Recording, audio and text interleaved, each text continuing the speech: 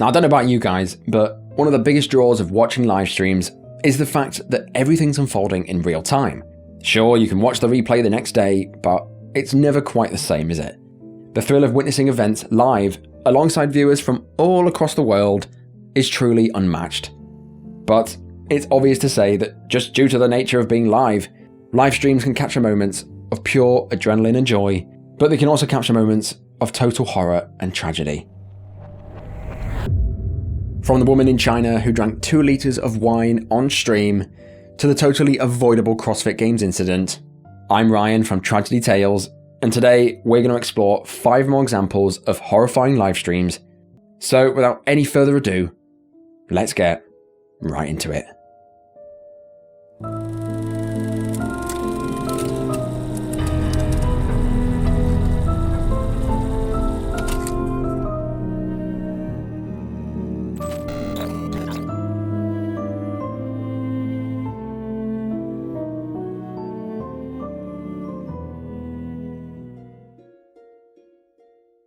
Now, this horrifying livestream unfolded in the bustling metropolis of Bangkok, Thailand. In Bangkok lived 41-year-old Nguyen Pimporn and her husband. Nguyen worked in the local area, but her main passion and her hobby was on social media. She'd garnered a small following going by the name of Teacher One, and on her various social media feeds, she'd mostly post pictures and videos of what looked like to me a pyramid scheme. Regardless, I'm not going to judge anyone. In amongst these pyramid scheme posts, she'd post photos of her meals and then post videos about how she'd cook them. Occasionally, to treat her viewers, Nguyen would go live on Facebook and cook dinner for her and her husband, live streaming to all her friends and fans. She sounds like a lovely person. However, on May the 25th, 2021, sadly, Nguyen would go live for the very last time. That day was like any other. She began her live stream in her kitchen, standing at her stove as she usually did.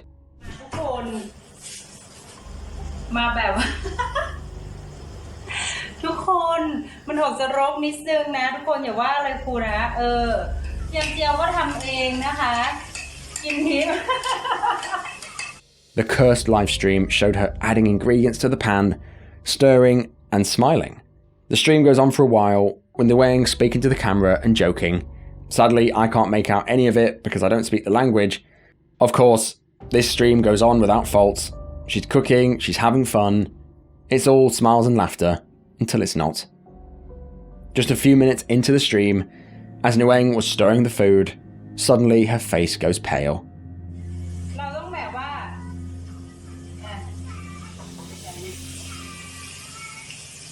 กระเทียมเจียวนะคะก็เจียวเองมันจะได้หอม Something goes pop, and she suddenly stops. It's clear to see that something was deadly wrong.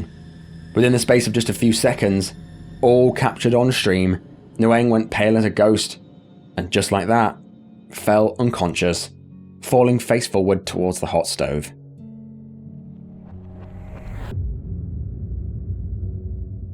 Upon impact with the stove, Nguyen collapsed backwards onto the ground, all while viewers watched in shock. Still live, Nguyen could be seen off camera, shaking and convulsing. It's an absolutely horrible watch that I don't recommend you go seek out. But after a few minutes, her husband enters from the other room and quickly notices his wife on the floor. He dragged her out of the kitchen and out of frame and frantically dialed for an ambulance, and while emergency teams arrived swiftly, nothing could be done to save her life. She died on the way to the hospital. After an autopsy, it was revealed that Nguyen had an enlarged heart and that she had suffered a small heart attack on stream. Her official cause of death was a heart attack caused by a blood clot in one of her ventricles. Absolutely tragic. And for this to happen on live, what are the chances? This entry is a prime example of why I say live life to the fullest. Because this could be any one of us.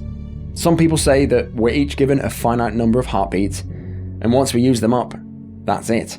And stories like this make me think about that phrase. All of us have a timer above our heads, but neither one of us can see how much time is left.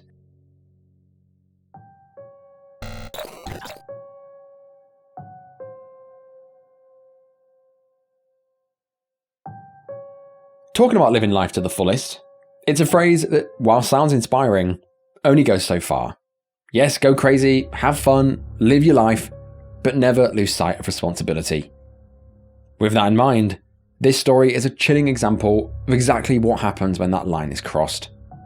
This truly haunted entry begins in late 2017 in Espoo, Finland, near Helsinki.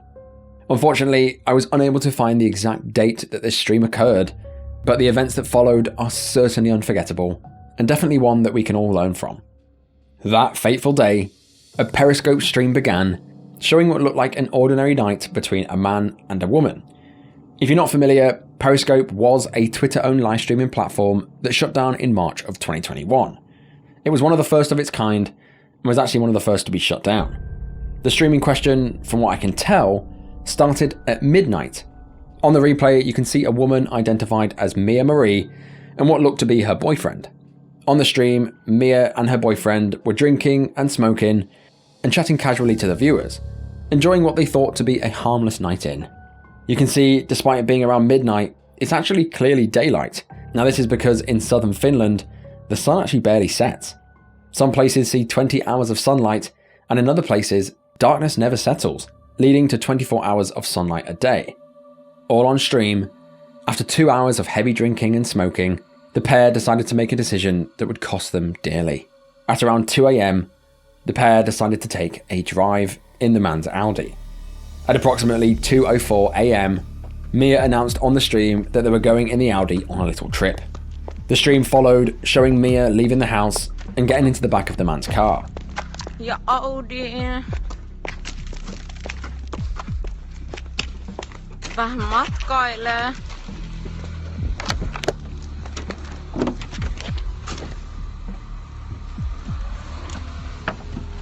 Moments later, they were on the road, with the man driving like he was on a racetrack, recklessly exceeding the speed limit.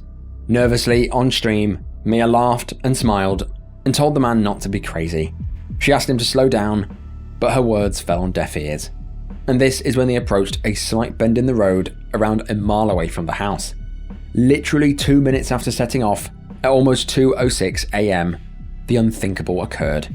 The stream captured what was obviously a severe crash. The frame spins and spins like a washing machine, followed by a loud crashing, before it suddenly cuts to black, leaving viewers that were interacting and watching in complete shock.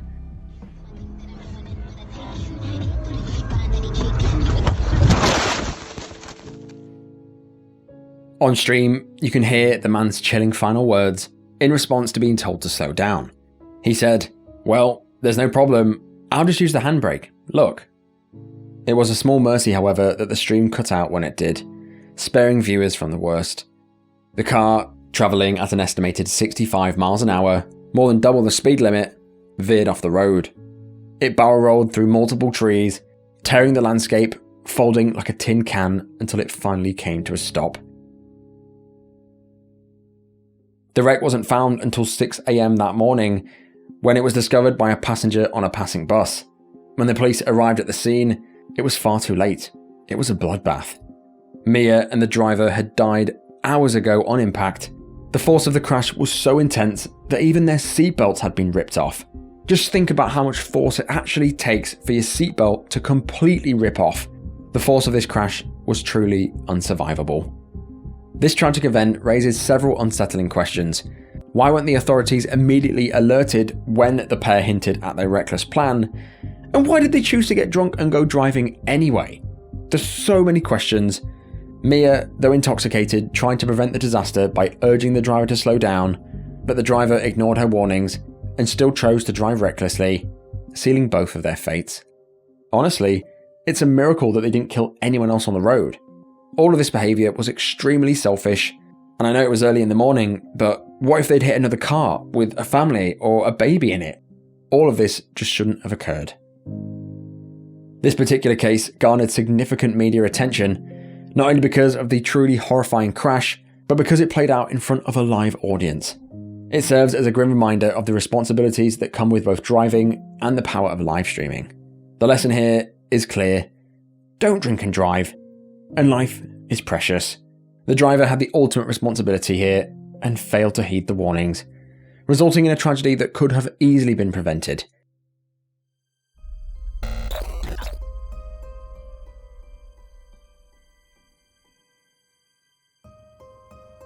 Now, this abhorrent livestream unfolded in March of 2021, in a small, dimly lit room in China, where a young female streamer known for her engaging and interactive broadcasts on Douyin decided to host a live event that would tragically become her last. The stream in question opens with blasting music in the background. The room was decorated with bright, colourful backdrops designed to attract and hold the attention of her growing audience.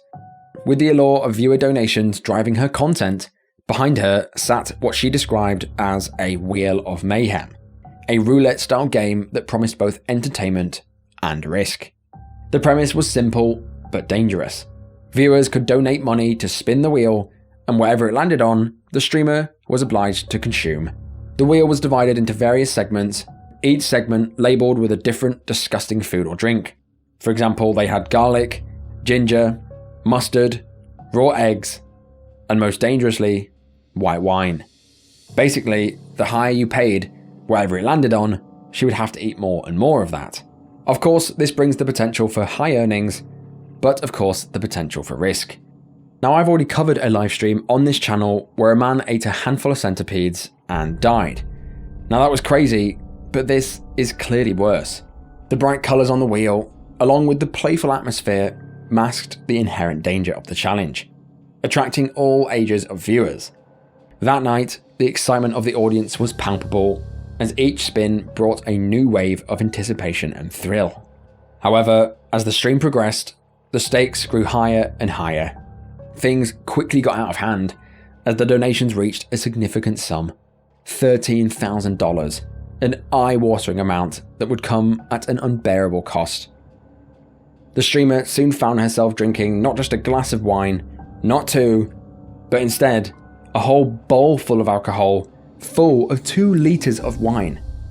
She then proceeded to break an egg into the bowl of wine, then she added a bunch of wasabi, and then she added what looks like a whole uncut sausage.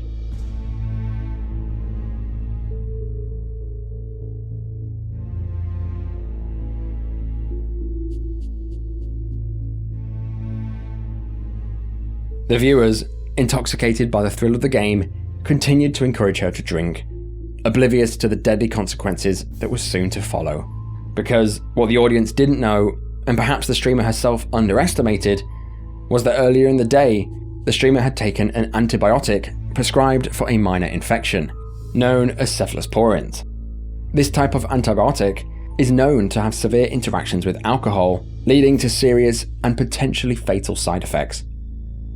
On stream, as the alcohol coursed through her system, the combination with the medicine set off a deadly chain reaction. The signs of distress soon became apparent on the livestream, but by then, it was too late. Soon after chugging this bowl of wine, she seems to convulse and turn white. It was clear that something was deadly wrong. What started as a light-hearted stream was now taking a dangerous turn. Just moments after drinking the bowl, she stood up, convulsing, and fell off camera and rushed off of the live stream. The cheerful room was now eerily silent, save for the concerned messages that were now flooding the chat. But where were they 5 minutes ago when she was chugging a bowl full of wine? Panic began to set in as viewers frantically tried to contact emergency services, sharing the stream across social media in hopes of getting help. But the damage had already been done. The unnamed streamer was rushed to the hospital, but by the time medical personnel arrived, she was pronounced dead. Her cause of death was alcohol poisoning, caused by the reaction of the antibiotic. I saw this posted all over social media, and it raised serious questions about the ethics of viewer-driven content, the pressures that streamers face to entertain at all costs, and the lack of safeguards in place to protect individuals from such extreme situations, even if the situation is caused by themselves. The platform Douyin, which is basically China's version of TikTok, faced heavy scrutiny for allowing such dangerous content to be broadcast without intervention. The law of quick money and the desire to please an audience led a woman to her untimely death, all in the name of entertainment.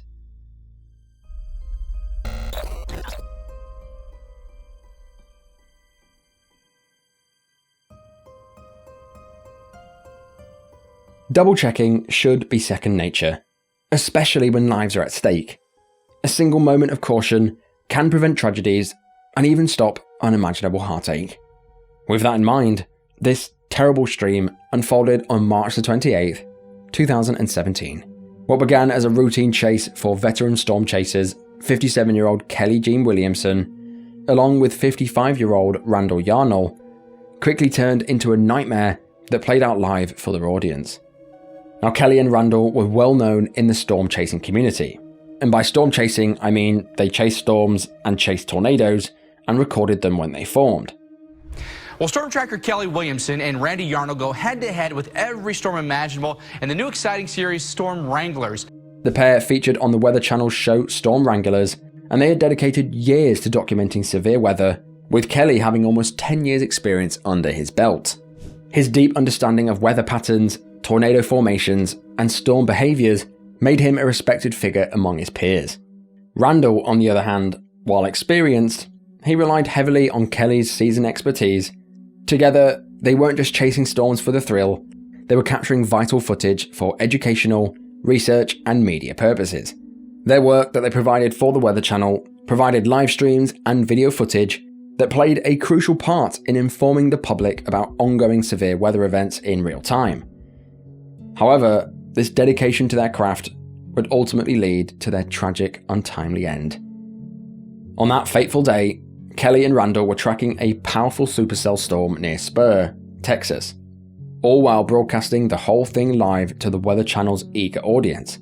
The video was also being streamed to Kelly's personal YouTube channel, which still remains up to this day.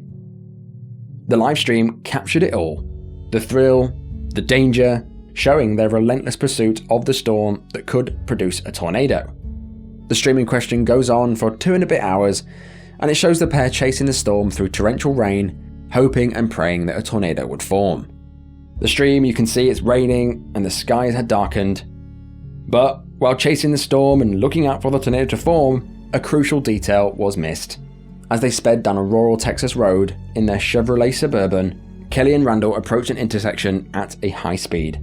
In all the chaos of the moment, they failed to see a stop sign at the intersection as they barreled towards it at 70 miles an hour. Before this sign, all on stream, they ran around 4 other stop signs. This was something that the pair reportedly did often. However, for this stop sign, as they raced towards it, a fellow storm chaser and certified storm spotter from Arizona, 25-year-old Corbin Yeager, was driving his Jeep towards the same intersection. He had the right of way and was carefully tracking the storm, unaware of what danger was speeding towards him. As the 2 storm chasers sped down that road, all on live, they went past the stop sign and collided with Corbin. The stream cuts off just before this happens, but the collision was swift and catastrophic. The 2 storm chasers collided with Yeager's Jeep with devastating force. Kelly, who was not wearing a seatbelt, was ejected from the windscreen straight out of the vehicle and died instantly. Randall, who was passenger, was also sadly killed, as was Corbin, who had been driving on his own, minding his own business, with his seatbelt fastened. In Spur, Texas, 3 storm chasers were killed while on their way to cover one of those storms. We're told the accident happened near an area that was under a tornado warning at the time. The storm chasers have been identified as Kelly Williamson, Randall Yarnall, and Corbin Yeager. Williamson and Yarnall were part of a team called Storm Wranglers, often seen on the Weather Channel. According to multiple sources, the windshield of Kelly and Randall's Suburban was reportedly obstructed by various pieces of equipment, including a radar screen, a cell phone, a video camera, and a computer, which may have contributed to the crash, as they might have just not seen that sign. Viewers of the live stream were left in shock as the feed suddenly went dark. Then they saw the fatal crash on the news. The aftermath of the crash was profound. The Weather Channel, for whom Kelly and Randall worked as contractors, issued a public statement expressing their deep condolences. However, the tragedy sparked a larger conversation about safety in storm chasing in general. 25-year-old Corbin Yeager, who was driving along minding his own business, was killed just chasing a storm. Yeager's mother filed a $125 million lawsuit against the Weather Channel, accusing the network of gross negligence. The lawsuit alleges that the channel had prioritized sensational content over safety and allowed their reckless driving behavior that ultimately led to the tragedy. An attorney on the case went over this lawsuit with me. He says, based on evidence, the Weather Channel is responsible for this accident.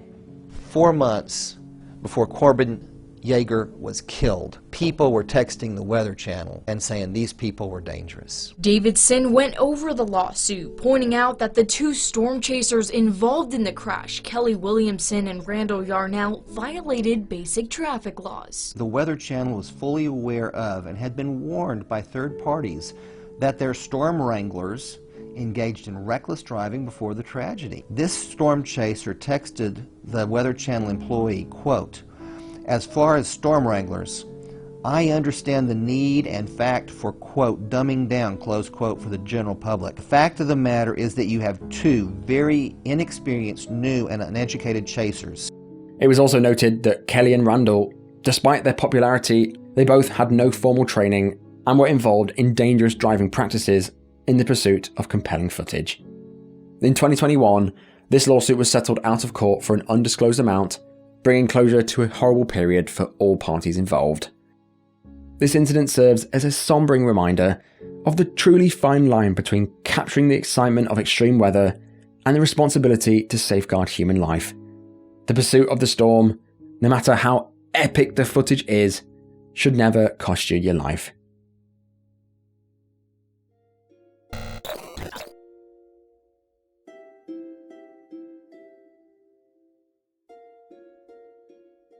The CrossFit Games, held annually within the USA, are the ultimate test of fitness. Spanning 5 days, the Games challenge the competitors across a wide variety of fitness domains, including strength, endurance, speed, and agility. Each day of the competition is packed with multiple events designed to push athletes to their absolute limits, both physically and mentally. At the end of these grueling days, the winners are crowned as the fittest on earth, earning not only this prestigious title, but also a substantial cash prize and sponsorship deals. The 2024 Games, held in Fort Worth, Texas, were no exception. But amidst the intense challenges, an unforeseen tragedy unfolded, one that would forever change the event and the lives of all those who witnessed it. On August the 8th, 2024, it was time for the Games to begin. By early morning, the temperature had already reached a scorching 100 degrees Fahrenheit, or around 37.7 degrees Celsius. At 7 a.m, the first of 3 events for the day was set to start. It was a triathlon-style challenge specifically designed to test the athlete's endurance and grit.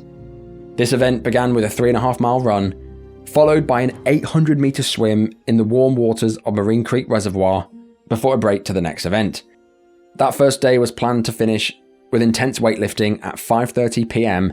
This first day was not a challenge for the faint of heart. It was literally designed to separate the good from the great.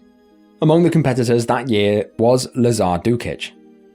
Lazar was a 28-year-old Serbian athlete known for his incredible dedication and resilience. He'd earned respect in the CrossFit community, not just for his physical prowess, but for his amazing character, his kindness, not to mention his unwavering commitment to pushing himself and supporting athletes around him. So, as the clock ticked past 7 a.m. on August the 8th, all the athletes anxiously gathered at the starting line.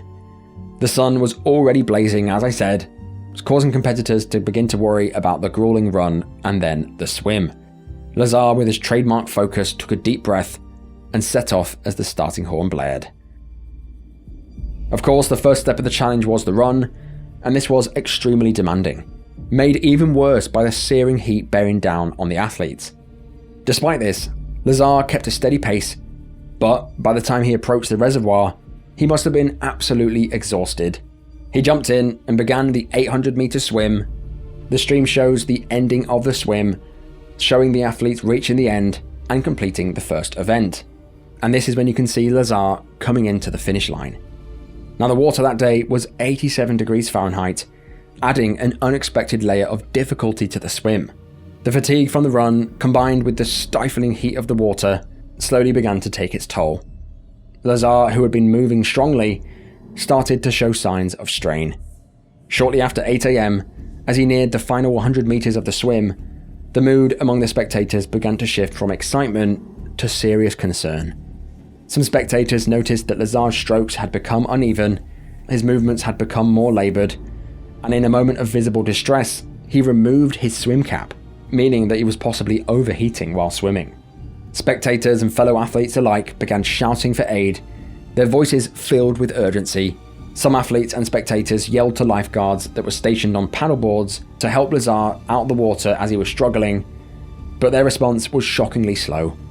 A concerned spectator even jumped into the water, noticing the severity of the situation, only to be turned away by one of the volunteers on the paddleboards. Has been cancelled. Exit the venue in an orderly fashion. It soon became clear to everyone that these volunteers were not equipped to handle such a crisis.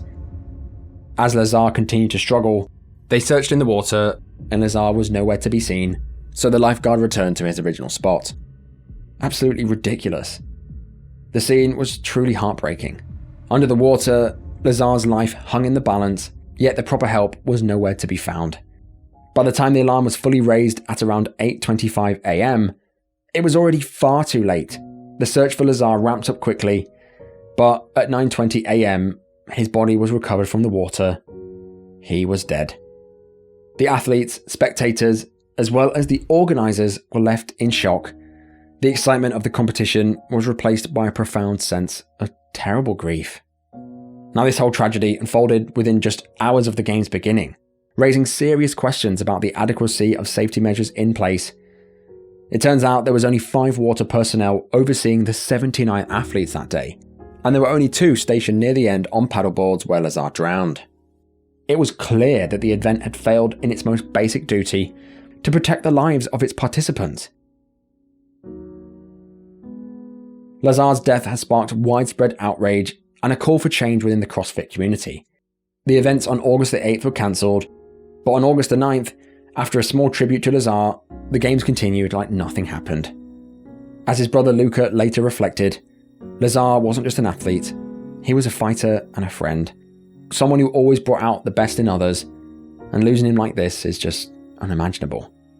I hear that the athletes sign away their rights to sue when entering, but I hear these often do not cover negligence, so whether or not lawsuits will arise, only time will tell. This tragic event serves as a powerful reminder that even the strongest athletes, even the most resilient people among us, are still vulnerable without proper safeguards. The hope now is that Lazar's death will lead to significant changes within the CrossFit Games to ensure that athletes do not pay the ultimate price in the pursuit of greatness.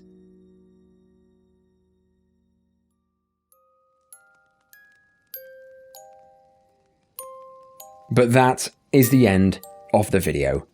Good golly, this one was tragic. May Lazar and the rest of the people featured rest in peace. Now, these streams genuinely gave me a nightmare, especially Nguyen falling into the oven after a heart attack. It really makes you think that any day could be your last. Mia, who hopped in a car with someone who was extremely drunk.